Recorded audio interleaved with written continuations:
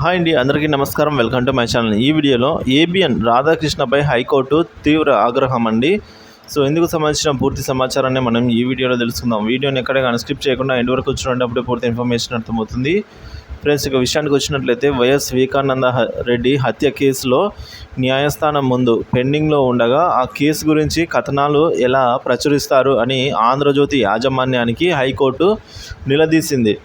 కథనాలే కాకుండా ఏకంగా ట్రయల్ నిర్వహించి తీర్పులు కూడా ఇచ్చేస్తూ ప్రజలను కేసును ప్రభావితం చేస్తున్నారని తీవ్రంగా మండిపడింది. ఘటన జరిగినట్లు రాస్తే సరిపోతుందా, దానికి కారకులు ఎవరు ఏంటి అనేది వంటి వివరాలు ప్రచురించాల్సిన అవసరం లేదా అనేది అభిప్రాయపడింది హైకోర్టు. ఇవన్నీ చేయాల్సిన దర్యాప్తు సంస్థలు న్యాయస్థానాలే అని స్పష్టం చేసింది.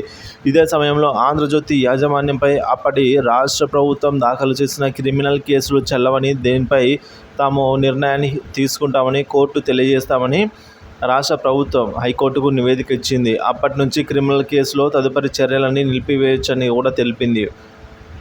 దీనిని పరిగణలోకి తీసుకున్న న్యాయస్థానం ఆంధ్రజ్యోతి యాజమాన్యంపై గుంటూరు కోర్టులో జరుగుతున్న విచారణకు సంబంధించి తదుపరి చర్యలన్నింటినీ 6 వారాల పాటు నిలిపివేసింది.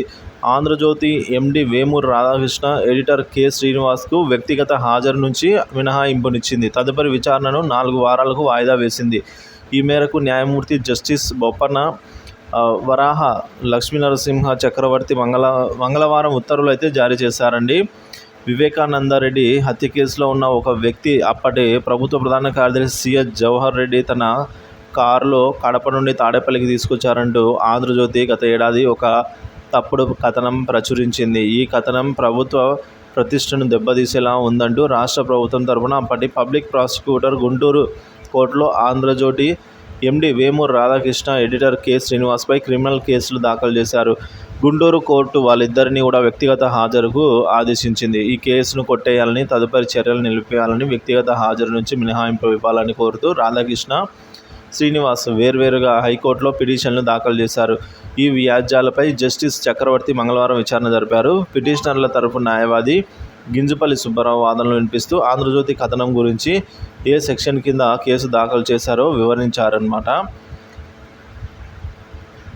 సో మొత్తానికి ఈ సమయంలో న్యాయమూర్తి జోక్యం చేసుకుంటూ కోర్టు ముందు విచారణలో ఉన్న ఈ కేసు గురించి ఎలా కథనాలు ప్రచురిస్తారు, ట్రయల్ కూడా నిర్వహించి